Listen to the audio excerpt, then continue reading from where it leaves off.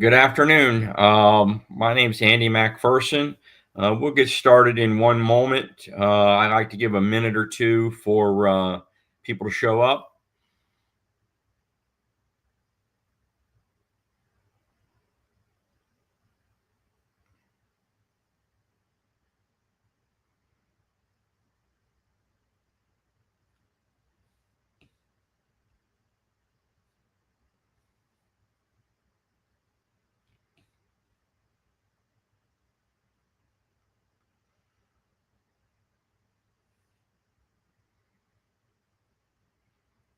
Okay. I'll introduce myself. My name's Andy MacPherson.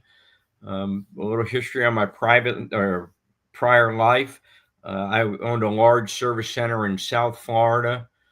I sold it coming up on 4 years ago, and Encompass asked me to come help them out with their Easy Stock app.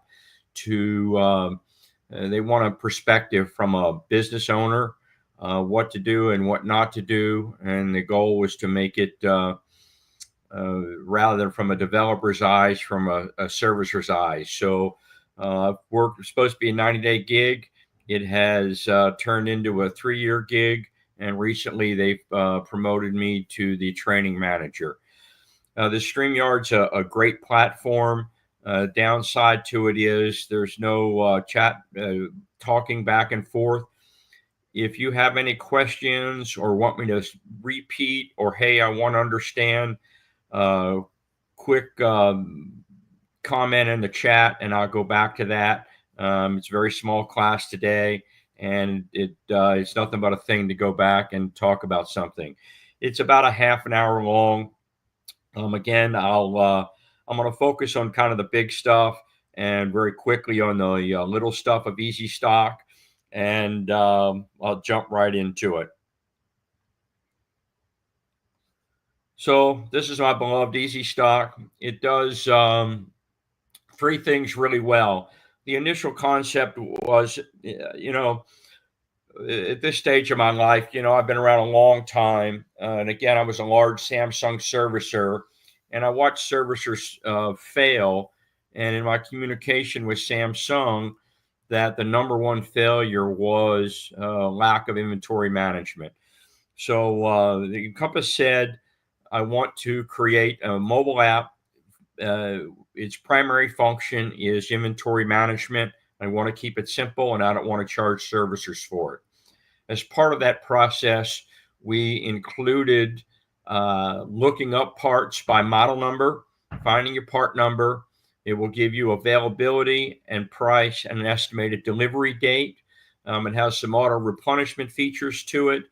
And obviously, with a click or two more, you can order it. And it's very much married to the Encompass world. So let me just kind of go through the thing, and that's what it does at the end of the day. So inventory is one of those things that I'll talk about a little more down the road in a real life. This is what you do, but from dealing with servicers, and I get it that, hey, in and out of every single part is more than I have the time to deal with. Well, my comment on that is at least do it once or twice a year so you know what you have. And the big deal behind that, if you look up a part, Easy Stock will tell you that you have the part in stock and save you from ordering it. So that's kind of your financial incentive to do it. So again, I'll jump in. I saw another person that just joined in. If I'm going to roll through uh, I'm a believer in death by PowerPoint. Try not to do that. I'll roll through some of the simpler stuff and spend a couple minutes on the more complicated or more important stuff. If you don't understand or want me to back up, just put a little note in the chat, and it's easy enough for me to back up on it. So this is just relaying what I've already said. That's my contact information. It's scrolling across the bottom. I'm here. My sole purpose in life is to support the app. Any questions, you want to talk to me afterwards and like that. It's a lot to take in this half an hour here, so feel free to reach out to me. The QR code, it's obviously an Android and an Apple based, available from both of the app stores. This is the QR code if you want to snap it real quick. But again, both of the Play and stores have the app. You log in. There is, again, the app is free. You just have to have an Encompass account.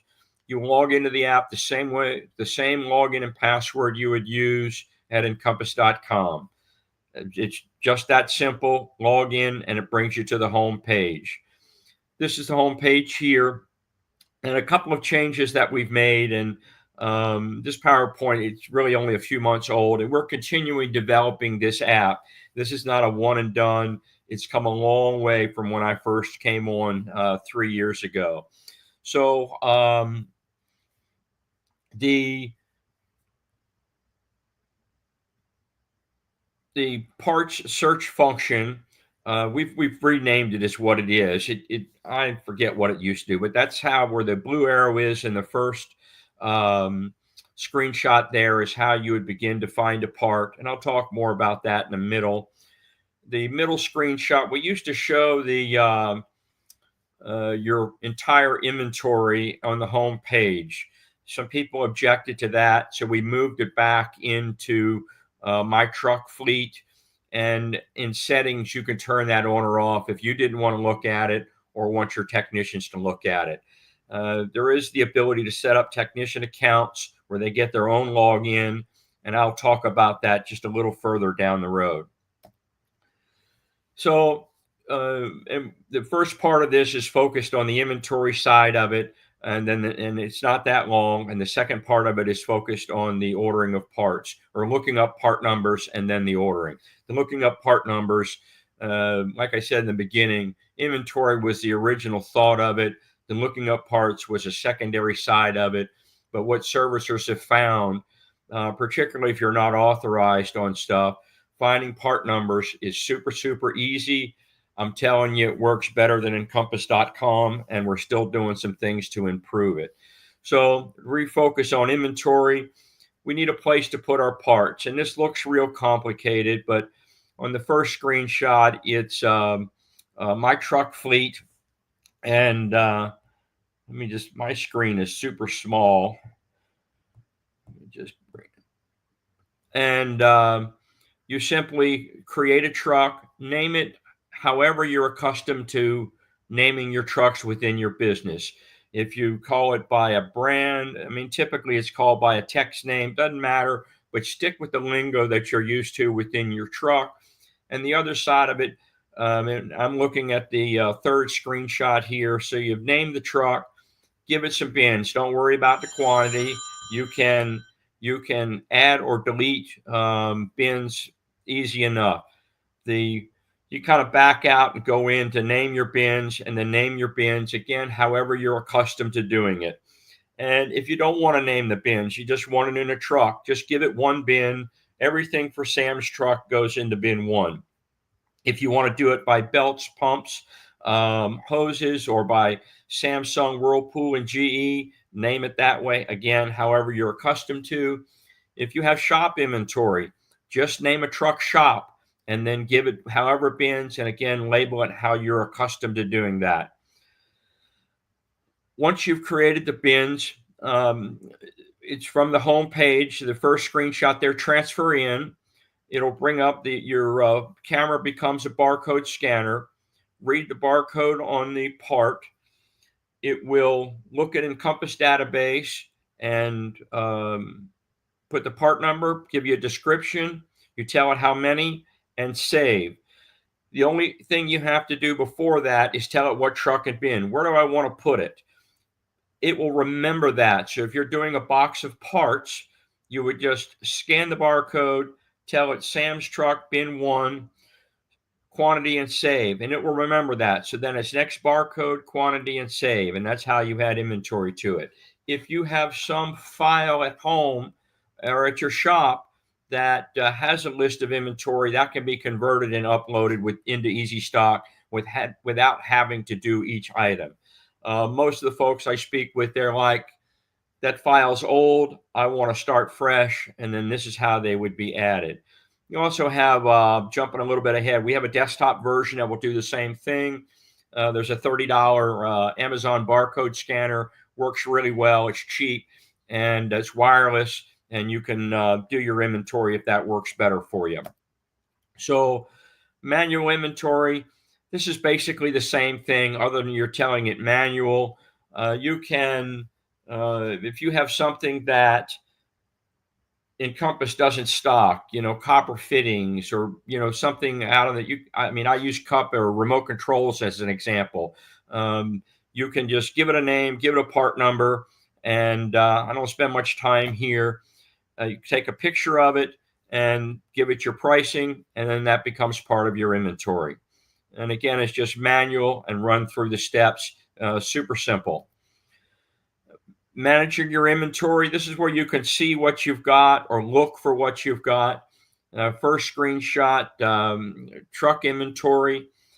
When you do that, the middle screenshot, it's going to list everything you have in all of your shop, your shop inventory and all of your trucks. You would narrow that down in the little blue circle there in the middle screenshot. Select your truck, and it's only going to show that truck's inventory. If you want to narrow it down, you can put what bin you want to look at, and it'll do it that way. Most people just put in a truck. If you're searching a part number, put that in the red circle there. Plug in your part number, and it'll show you each truck that has it. It'll show it as a different block, and you can see what truck and what bin it's located in. And the last screenshot there is just a drop down, just showing that if you had a bunch of different trucks. See, I got a comment here. Let me just, okay. Moving on. This is just, again, we make it simple. It's all on purpose. When you look up, thank you, Zoe. I appreciate the comments. Again, my background was to bring life to it and do it from a servicer's view. And, I'm pretty hard on, I want it to work well. I want it to be easy, and I want it to work every time. So once you have a part here, some of the things we do to make it look simple is that first screenshot there. And this looks a little complicated, but it really isn't. You plug in your truck and or your bin. If it's an old part and you've just used it, you can hit the garbage can and it's gone. If you want to edit your quantity, simply hit the edit and change your number. Done. If you want to change pricing, you can do that. Some manufacturers put a lot of room between cost and list. If there's not enough room there, then just edit your list price to whatever you want to sell it for. Now, know that anything that's done here is recorded. I had technicians work for me. I treated them like family, but unfortunately, they would steal from me now and again. Not all, but there's always that one. So any game playing going on, any deletion, edits, part number changes, pricing, all that is in inventory history. So if you know, hey, where's that ice maker? You could go back in inventory history. If Ralph has deleted it, hey, Ralph, where's that ice maker? And have that hard conversation. So, but again, we make it simple where many inventory programs will not allow you to do that. So that's, some of the thinking there. Now on that first screenshot, you cannot edit cost. We did that on purpose for warranty billing purposes. If it's a manual ad, which you see in the second screenshot, there's a remote control I added, then obviously you can edit your cost, on the fly, whatever you wanted to do. Moving on. So each part down below, and this is pretty simple. You can do three things with it. You can transfer it between truck and truck or shop to truck. You can use it on a repair, or you can order more. And that's all we're showing there. The transfer from shop to truck, you hit that transfer button. It shows where the part's at. Tell it where you want it to go, what truck and what bin, quantity, save, and it's removed it from wherever it was at and put it wherever it's going. And if you look at your inventory history, it'll show where it was added, and it'll show where it's removed. I just had a customer ask me, how do I change bins? Well, in this case, you would just use the same truck, change whatever bin, whatever quantity you want to move, and he's moving his inventory around within his business is why he asked that. And that's how it's done. So it's where you want it, quantity and save, and that's how you transfer it. This is the inventory history I talked about. You'll see the green arrows. Prime account would be the main account holder is logged in and has done something. And then I created obviously for my testing, an Andy MacPherson account. So it shows who did it, and then your customer information on a use on repair. Let me go back one.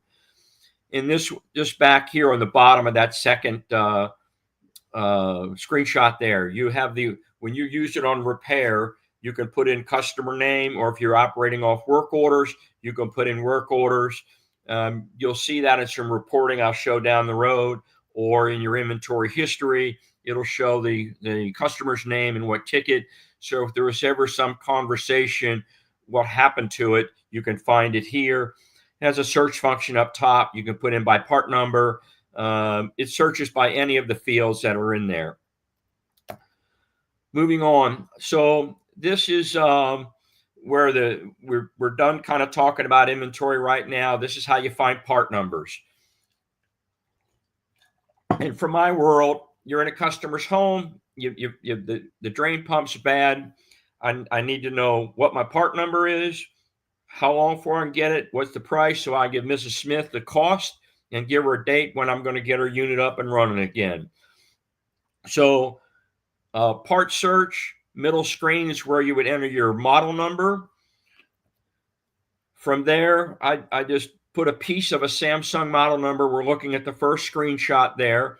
So I didn't put in all of the digits, and I can scroll down, select which one I want, and it's going to show me all of the parts for that model number. I can tell you right now, we've tried this, and it's in a release that happened this week, last week, that we are attempting to have all of the pictures.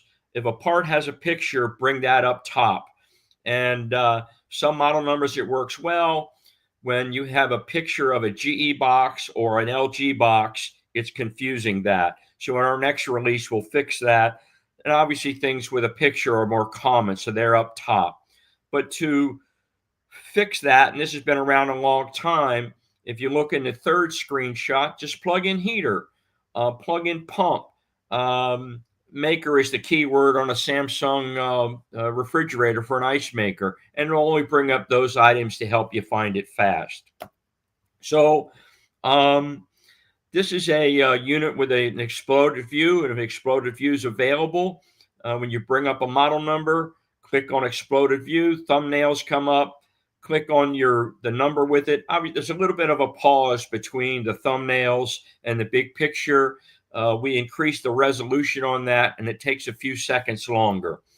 So once you've, in this one, I selected number 3, the compressor assembly, and it comes up, hit the details, and this is where things start getting cool.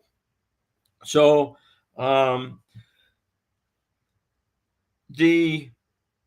once you hit details there, it brings you to the pre-cart screen, and it's going to think a while.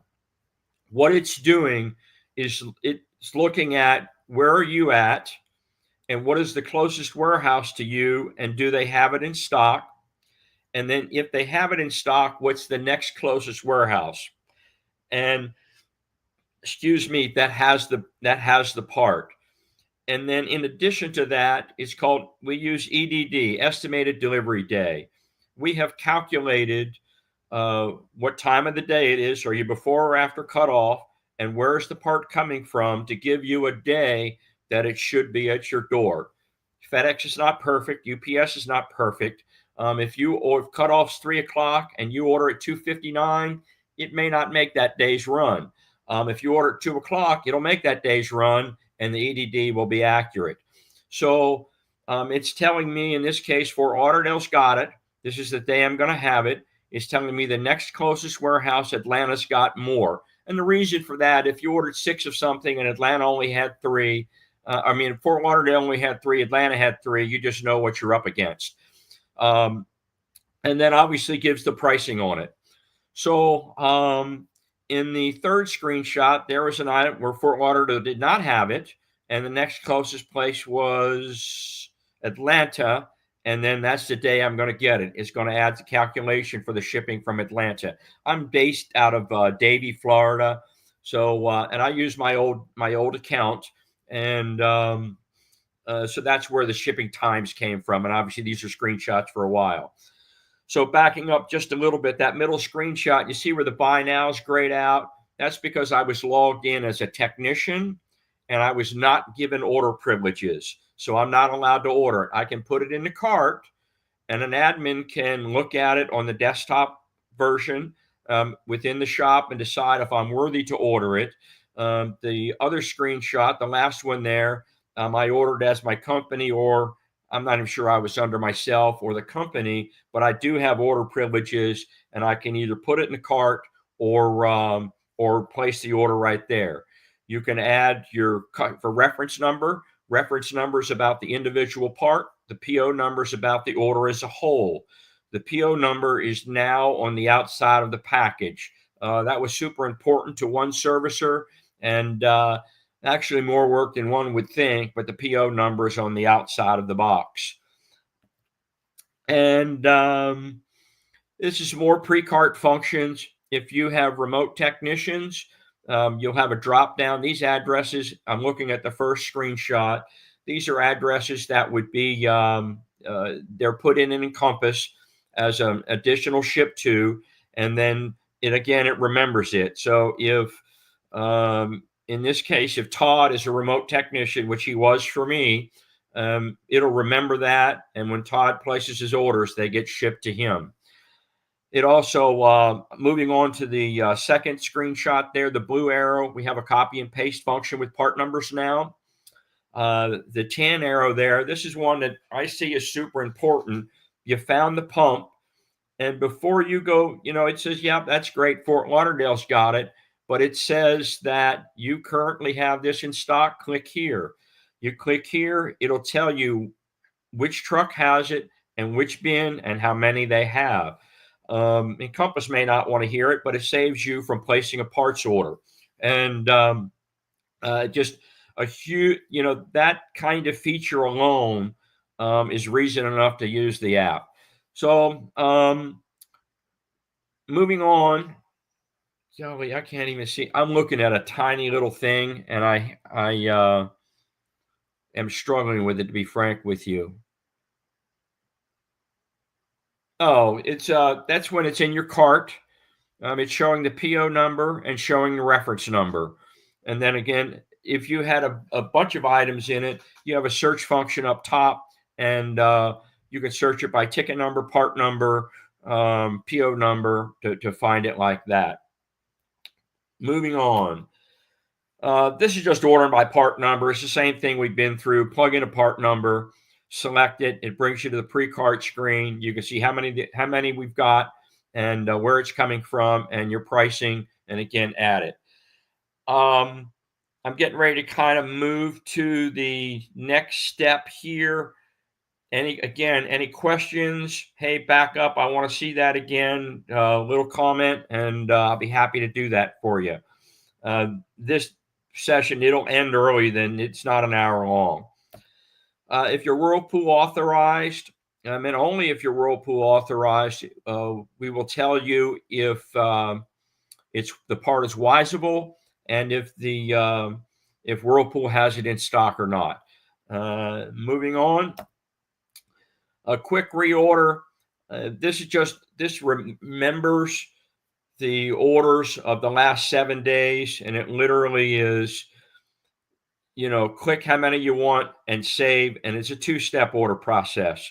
So you got a common part, you can just look at it and place your orders. I'll pause here and say one of the things we're working on to reduce shipping costs. It's actually a big project.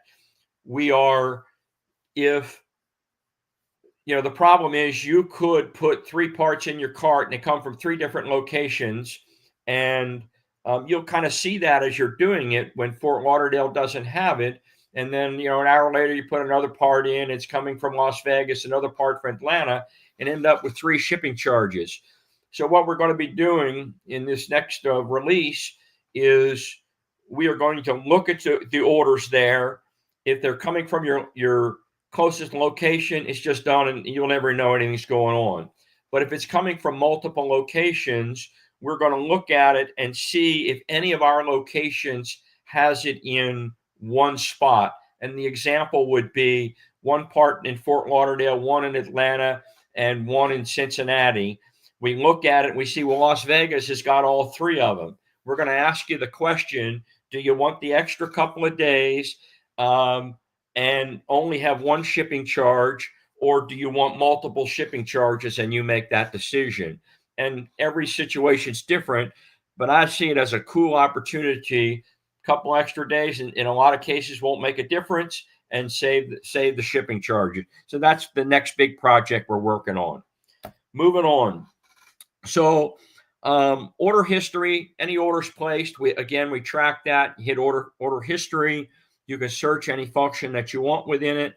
Middle screenshots, a tracking bar brings you to the FedEx or UPS site, and you get a picture where it's delivered. If you're asking what that is in the third picture, my wife is from Norway. In Norway, we have trolls. So we have a giant troll at my front door. Moving on. This, I'll spend just a little bit of time on it. And I start by saying, and I'm going to ramble a little bit. We built in, there was some pushback on it. So our answer was, we'll give an off function. It defaults to off. Somebody has to turn it on. And this is a search nearby me. So I'll explain it. But before you go, no, I don't mean this in a mean way, but before you go negative on me, just hear it out. At the end of the deal, you say, no, Andy, I really don't like that. It'll stay off. You have to turn it on to make it work. So what this does is it has, I'll tell you its purpose in life and then show you how it kind of works. And there's 2 purposes in life. One, you're on a job, you need a part, you don't have it, you maybe should have it or whatever, and you have a truck, plug in the part number, and it's going to look at who has it. If your own fleet has it, it'll show your own fleet, and you can, then you need to dig a little further to find out which truck it has. Or if you have a friendly competitor, Don is 3 miles away, and you can pick up the phone, email him, or just notify him through the app, and hey, I want to get the belt. The financial and exchange arrangements does not involve Encompass. It's strictly between you and that servicer. The idea is to get your customer taken care of. The other thing that it does, you're on the job, the main board's no longer available, but a guy in California's got one. Everybody's got more dead stock than they care to talk about. So you can, either, if they've got the information, email, phone call, notify them through the app, hey, I'd like to get this part from you. And the guy in California gets rid of a board, puts a little money in his pocket, and you become the hero. So those are the 2 functions within it. So how does it work? Hit search nearby me, plug in your part number. Again, it'll show everybody, and it'll show how far away they are. The third screenshot, if you want to, some people put in their email address, some people put in their phone number, some people don't do either. Through the app, you can send a notification, get a little bell at the top, you get a little red dot when you have a notification on that. So that's how it works. Now, nobody, and I get it 100%. I don't want anybody looking at my inventory, but it doesn't start looking at it. I think it's either the 4th or the 5th digit. I want to say the 5th digit of a part number. So it's not like you can just plug in W and you start seeing every part that starts with a W. You have to get so far into it. So you could see an individual part from a service that's got. I'm back.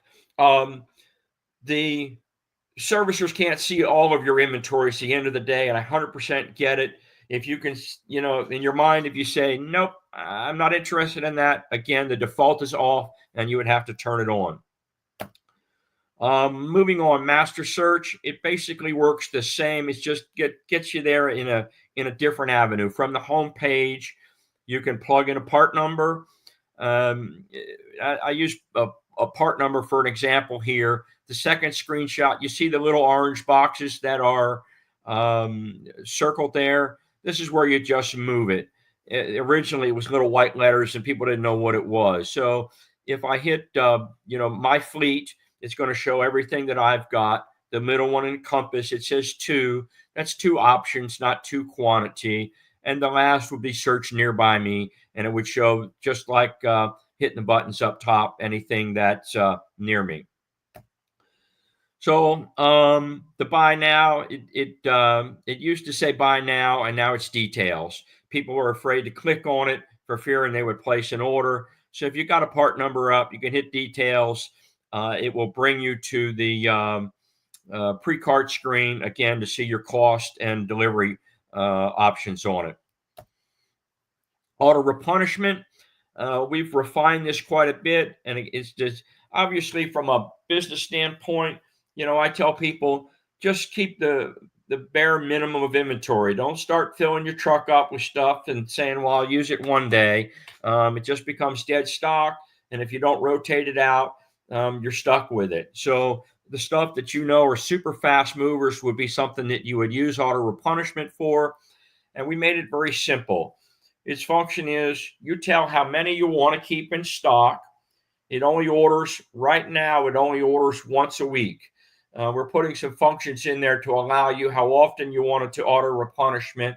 But the way it works today is if you put, I want to keep 3 in stock, Friday morning, like 2:00 in the morning, it looks at your auto replenishment and says, okay, you used 1, you want to keep 3.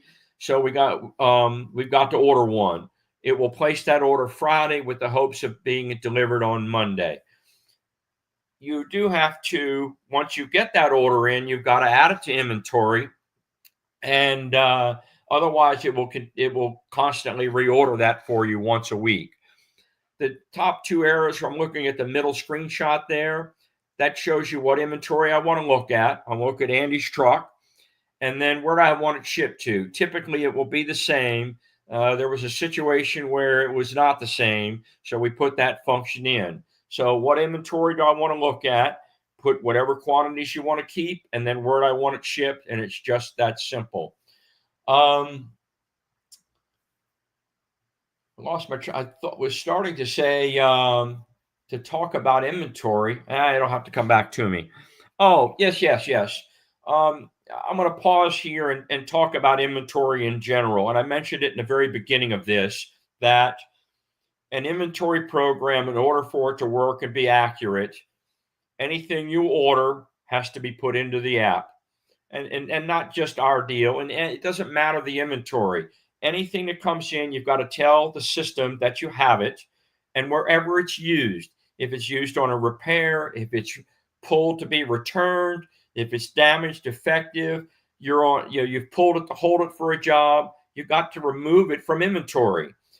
So what happens is that everybody says, okay, I'm going to get my house in order. I'm going to do inventory, and everybody, this is the way I want it done.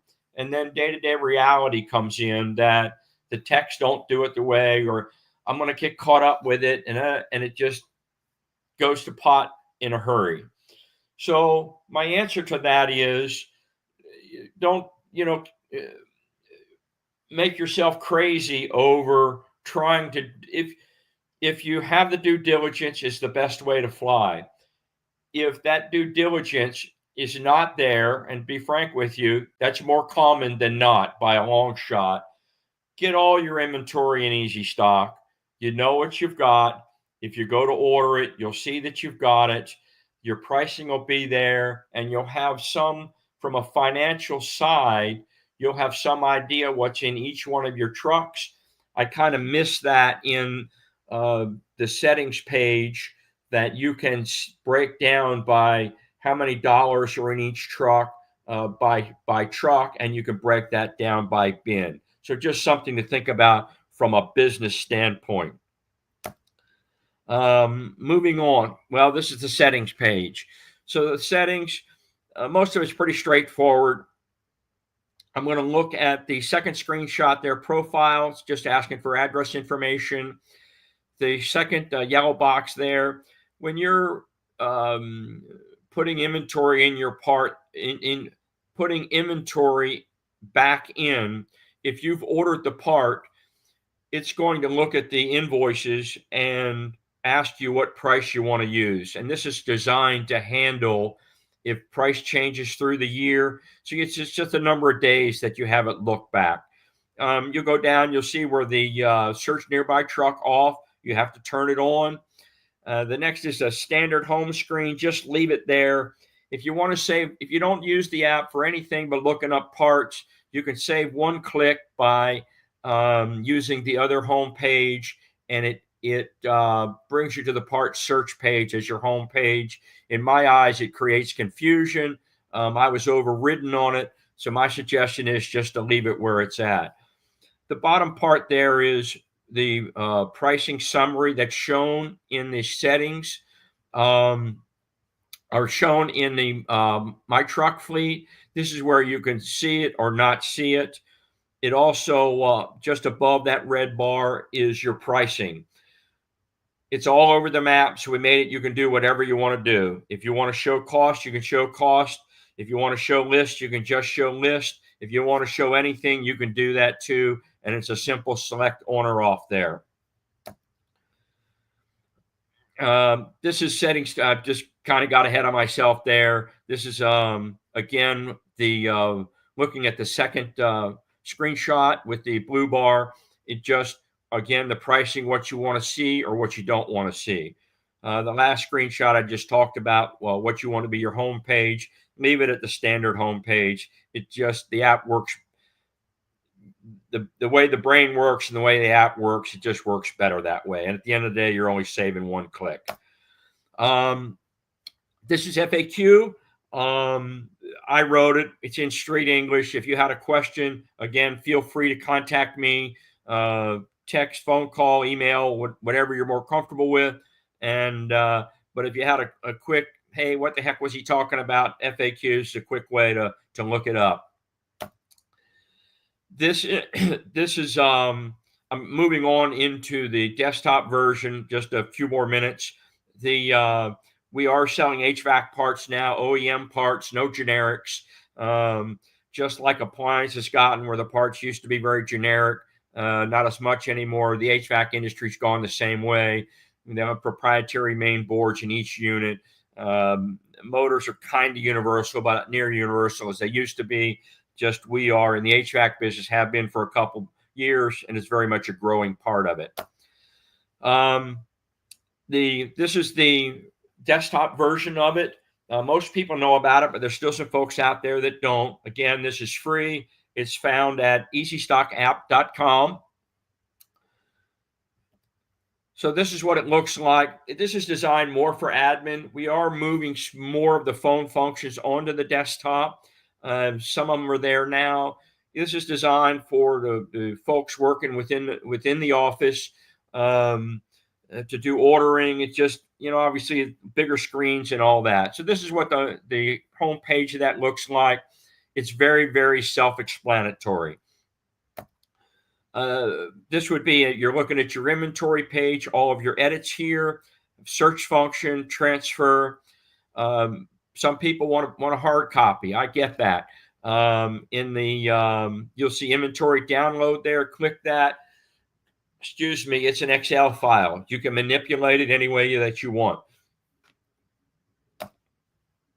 This is where, like I mentioned in the beginning, if you have some file that has all of your inventory and you don't want to do the transfer in, this is where you would have the ability to upload the file. It has a sample there. If that's something that you're interested in, it works really, really well. It has zero tolerance for mistakes. offline, work with me on it, and we can make that happen. And I've done as many as 5,000 line items, and it absolutely works. Moving on, this is a cool feature. Some history in the beginning of Easy Stock. You had one login, and as an owner, and I get it 100% uncomfortable giving technicians the account number and login to the and they have access to the whole world. So this here is where, and I'm going to show how to add the technicians. A couple of things. Once you've got them into the system, you can make them active. If you make them unactive, they lose use of Easy Stock in like 5 seconds. The green, so when you hit, technician account, add technicians, this is just a list of how it comes up and shows the active technicians. To add a technician, this is where you do it. It's basic information, passwords. We don't put many burning hoops to do that. And if a technician were to forget it, he or she password, just type over it, put in a new one, save, and they got it. They're good to go. Again, the idea behind Easy Stock was simple. So the green arrow is where you make the technician active or not. So obviously we're putting a new person on, you make them active. The second one down is blue bar. Default is off. And this is where you would give them order privileges. Now we take some other stuff out of that to become just common sense that if you won't let them order, they have no business doing this and this. So we've just taken that out. But they can still, and the idea is you've got X number of techs in the field. Each one of them can be putting parts in the cart. The admin person or parts manager, however you do it within your organization, can look at those parts and decide, yes, he wants, technicians by their nature want to order everything because they're not writing the check for it. So an owner can make that decision. He can have them two, not those two, and a quick delete, and then place the order. So if you have a technician, and most shops, like 98% of them, do not allow technicians to order parts. There's a few that do, and if you want to give them that option, it's there. And the other side of this, anything that a technician does is logged. Again, if they're using a part on a repair, you know who did it. If they have order privileges, you know who placed the order. If they're changing pricing or anything they do in the histories, that's recorded by their name. And that's something that couldn't have been done before. Again, this is the transfer in. I list the Nadamco wireless scanner is $35 from Amazon, and it works. It's wireless. It works really well. If you're going to inventory a shop, my suggestion is get it rather than try to use the phone. It just communicates and using Wi-Fi, and it works very, very quickly. And this is what it looks like. It's very similar to the phone. You got to tell it what truck and what bin. And once you've done that once, it remembers it, quantity, and save. So it's scan, quantity, save. And again, you can add a whole pile of inventory very quickly. This is a parts usage report. It shows it on the left there. This is what it looks like. More data than you probably want. But at the end of the day, it's another way of looking at it, showing your pricing. And most importantly, on the right side of that, it's showing the ticket number, if that's the way you're using it, or the customer name. So if you and this is just parts that are used. I will tell you some refinement on it. If a part is edited, it will come up in this. If you edit a price, it will come up in this report here. So getting very close to the end here. Again, the three functions. The primary one is finding your part numbers, getting your cost and delivery times on it. Simple add to cart, checkout, and then inventory management. I've spoken about that, and the app is free. So I can tell you that, my deal was I was brought in for a 90-day consult on Easy Stock, and that was 3 years ago. So the app has come a long way. It works really, really well.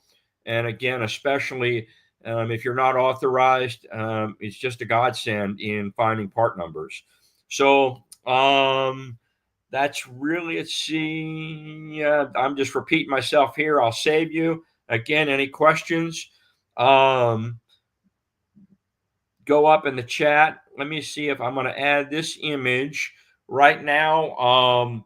I know that marketing people are doing it. There is a special on Bosch parts right now. The promo code is Bosch. If you're using any Bosch parts, just know that they're, I think it's through the end of the month, and just something to look at. And unless you folks have any questions right now, I'm going to let you go. Take my information. If you have hey, I want to ask a question or like that, again, feel free. My purpose in life is to support the app. On that note, I'll let you go. They do have a little bit of a promotional thing after this, if you want to hang in for that. If not, I understand, and I appreciate your time. I will ask, I'm the new training manager. We are trying to improve our quality and not so much focus on quantity. Any feedback you have or wants or likes in our training, I'm accepting any input and very open to it, from virtuals to in-house. And we're a little more focused in trying to get some of the training out west, where it's been very focused in Atlanta and Davie. And on that note, I appreciate it and have a good day.